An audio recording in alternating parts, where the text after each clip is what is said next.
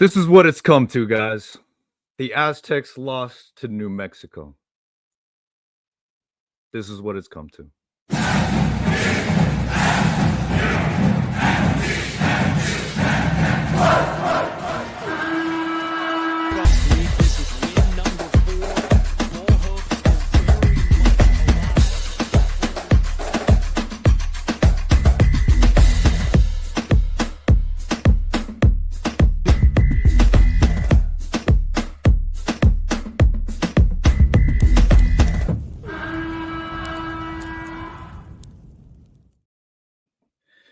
Welcome back, Aztec Nation, to a new episode of the Sons of Montezuma podcast. I want to thank you guys for making this your stop for all Aztecs news, coverage, NIL merch, all that good stuff. It's Mateo. You can find me at Mateo San Diego on X, Twitter, Instagram. You can find us at Sons of Montezuma. All of our photos and cool little highlights of the week.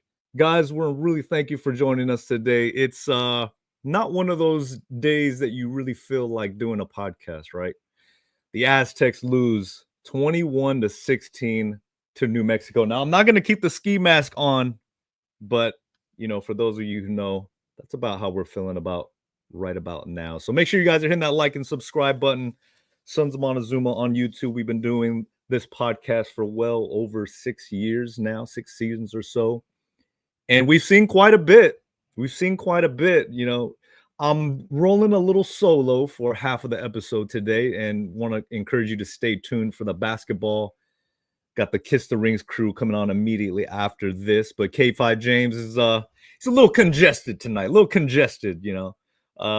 come across on just an absolute disappointment of a game. It's a little tough to get up for these episodes. So prayers going out to K5 James. Prayers out to K5 James.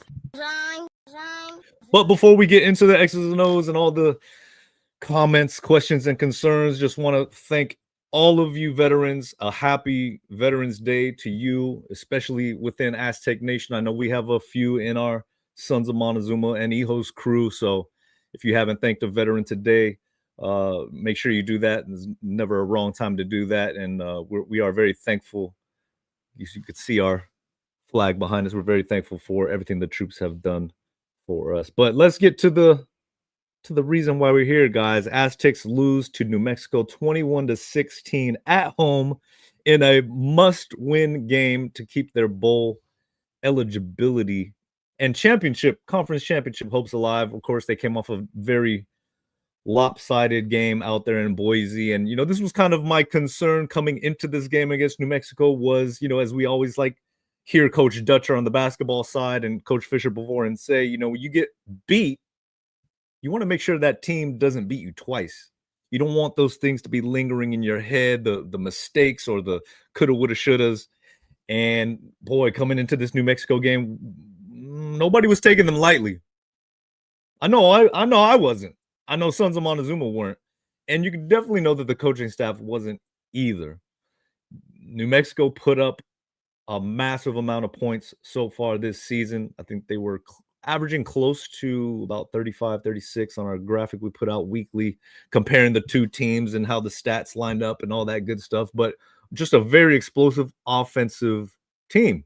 And so in that first quarter, when Eli Sanders busted out two ridiculously long track star runs, oh boy, you just knew if our offense wasn't going to be able to keep up, this could have been a long day, a track meet type of a game. And, though the Aztecs the defense did come to play after those first two scores in that first quarter, they settled down a bit. They settled down and they actually kept New Mexico down well below their scoring averages, their yardage averages. Let's see. So there were quite a few things that, impressed me in this game as far as New Mexico goes. Unfortunately, that's not what we wanted to see. basically, the last time the Aztecs, to put in perspective for you guys, the last time State lost to New Mexico was back in the Rocky Long days in that era, and it was the last time that New Mexico beat the Aztecs. Rocky Long was the coach. So coming into this game, we knew it was going to be tough, but it was almost like that Central Michigan matchup where okay, we had such great success against a MAC opponent, had beaten New Mexico multiple years in a row. You knew it wasn't something that we're going to take them for granted, but there's no comparison. We've been out there to Albuquerque in the pit, right? They take basketball very seriously.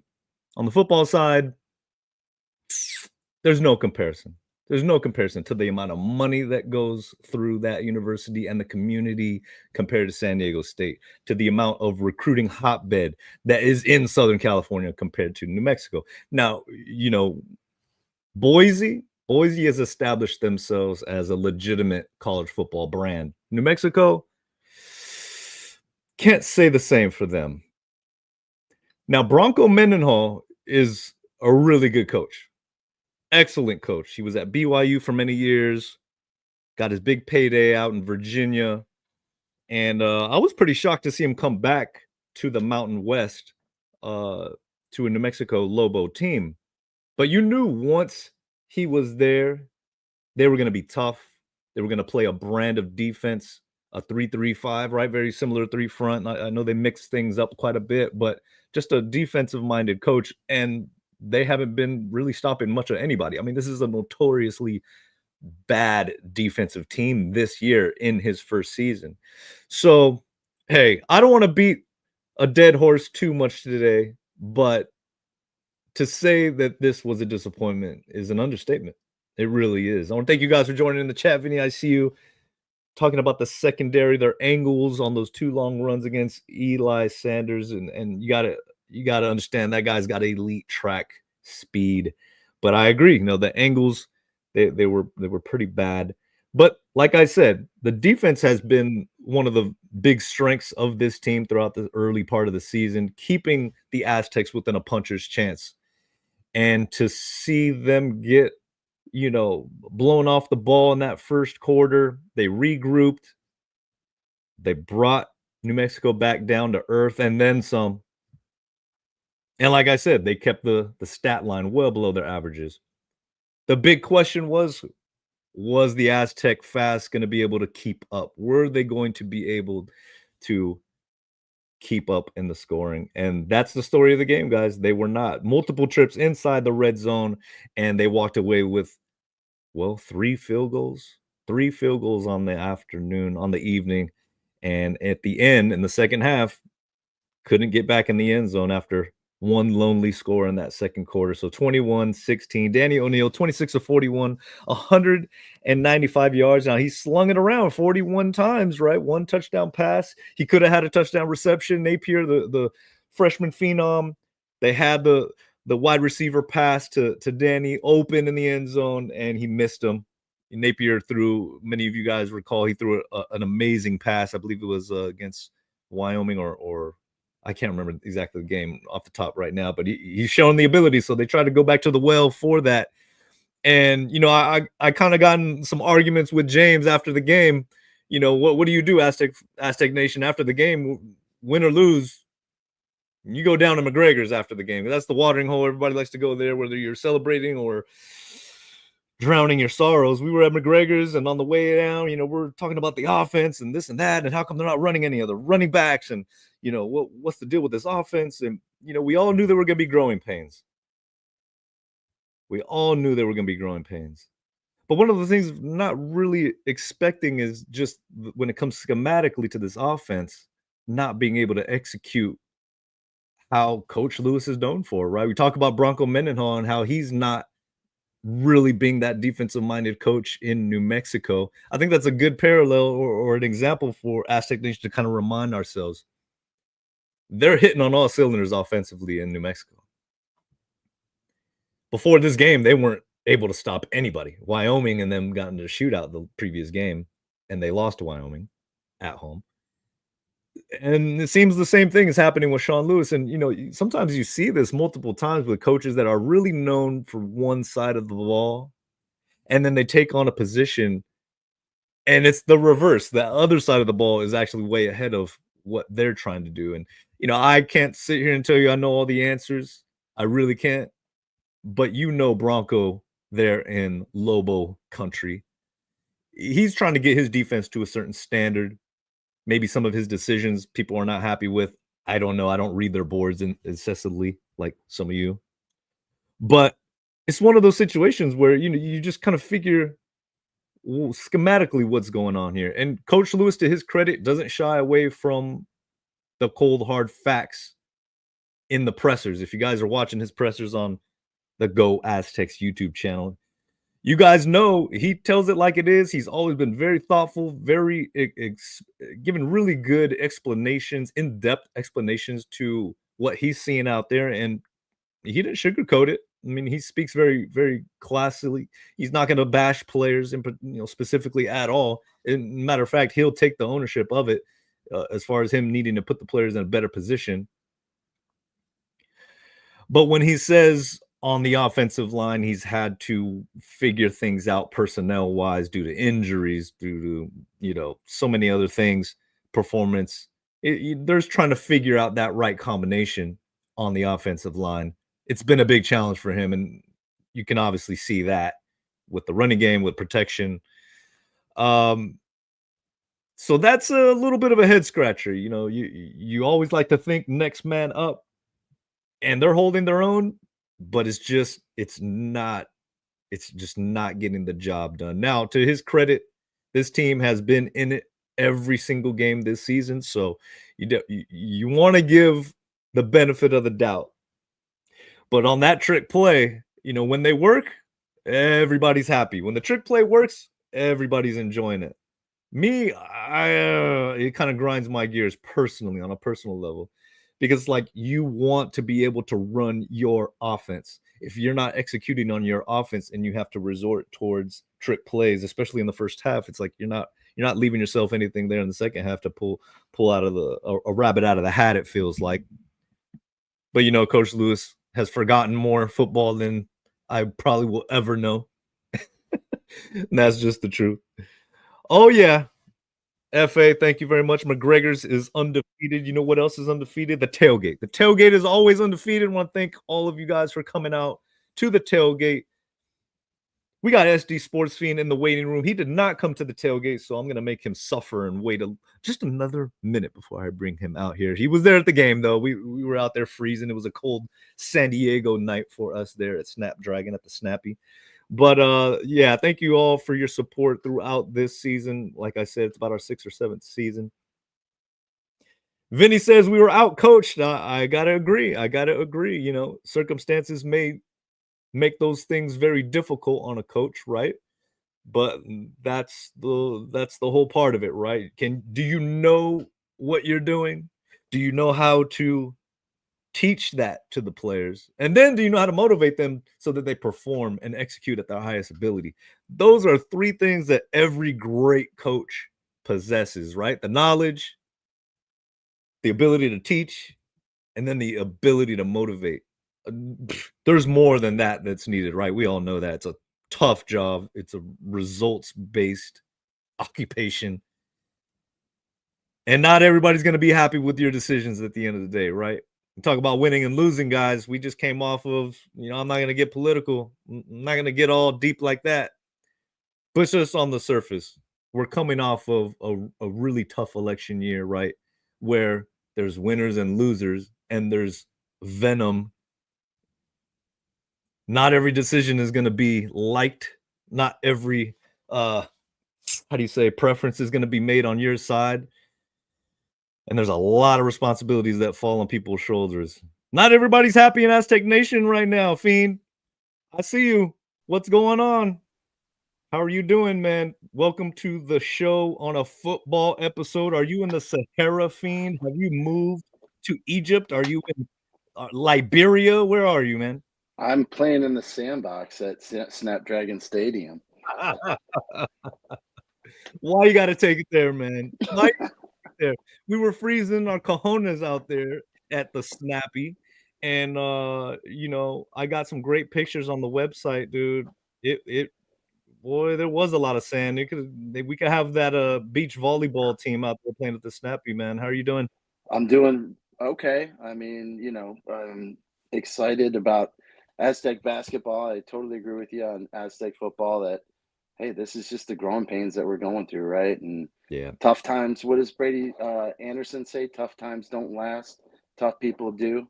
So Mm. we just need to persevere as a, Aztec nation and get through this. I mean, I feel like there is going to be better days ahead of us. It's just, two losing seasons in a row, it seems like, that we're headed for. It's kind of hard to stomach after all that success that we had for over a decade.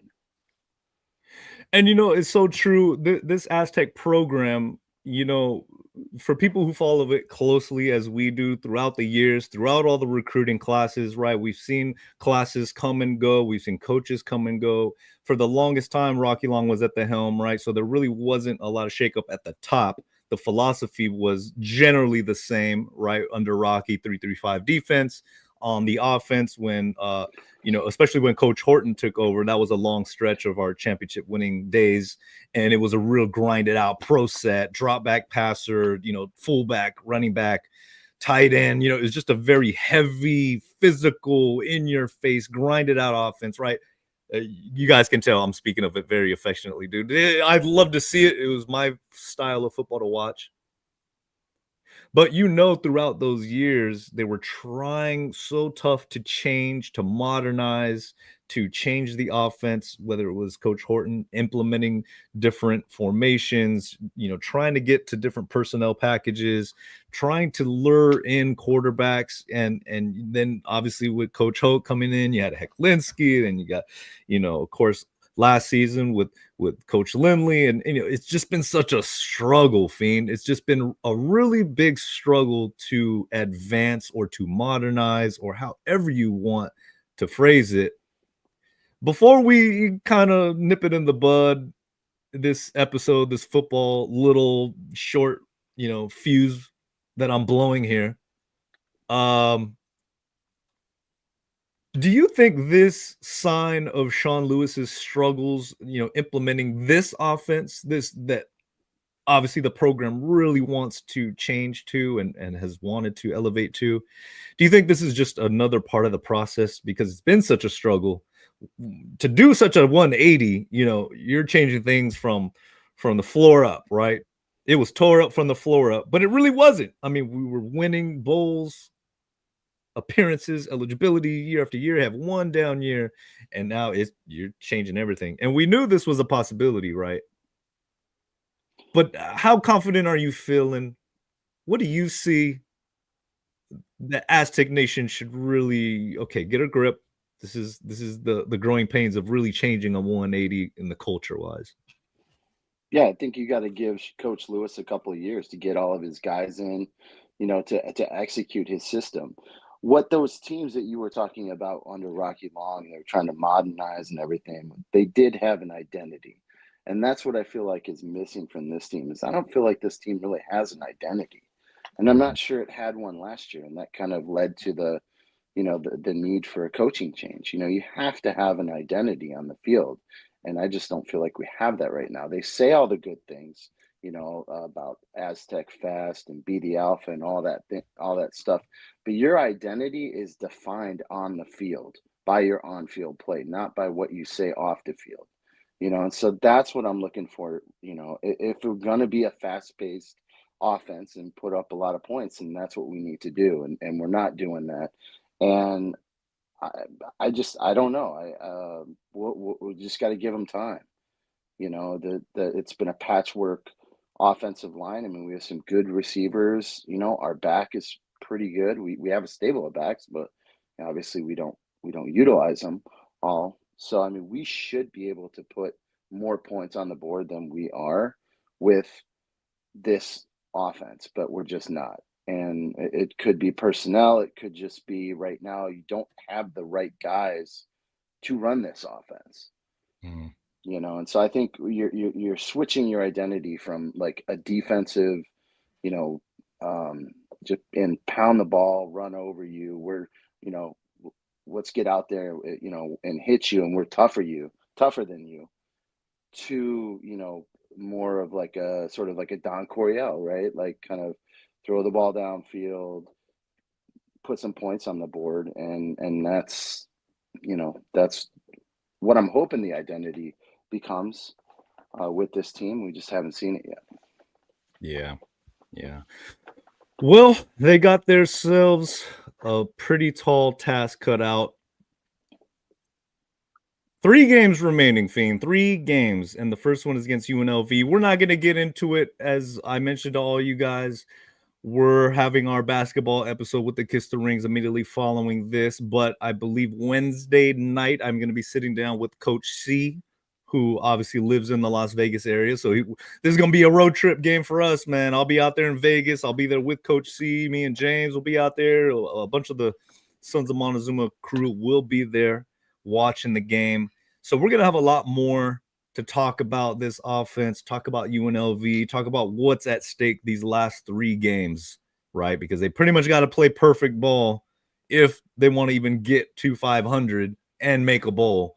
And that's not looking very likely at this point, especially with Air Force State's looks like Air Force State, right? Utah State. They're tough at home, and Air Force is looking like they're improving. And right now, State Aztecs are they're I think they let Boise beat them twice. Not that they underestimated New Mexico, but I think that game really took a lot out of their confidence, out of their swag that they need to get back. They really need to get back. Yeah, we're 20.5 underdogs, underdogs on the road at UNLV. So that's going to be a tough task. I don't think we've ever been that big of an underdog to UNLV that I can remember. No. And Coach Lewis made mention of it in the presser. He says, they've in UNLV, they've really done a great job bringing their casinos together, activating the community, all those dollars that are entertainment dollars that are spent out there, right? There's a lot of funny money out there that they can really siphon into and legitimately build a little NIL hedge out there. And San Diego's got to get active in that regards as well. Boy, there's so much we could talk about that, though, man. Of course, you guys know we are in the NIL space, so Christmas is coming up. You guys make sure you guys are spending some of those gift dollars supporting some of our NIL players at sonsofmontezuma.com in the shop. You can also save 15% off using MONTY at checkout. And make sure you guys do that. Fiend, thank you for joining, man. I'll see you on the other side on the Kiss the Rings episode here on YouTube. And of course, these audio recordings will be available first thing in the morning, man. I'll see you in just a second. All right, dude? Sounds good. Thanks everyone for joining. All right, we'll see you in a bit.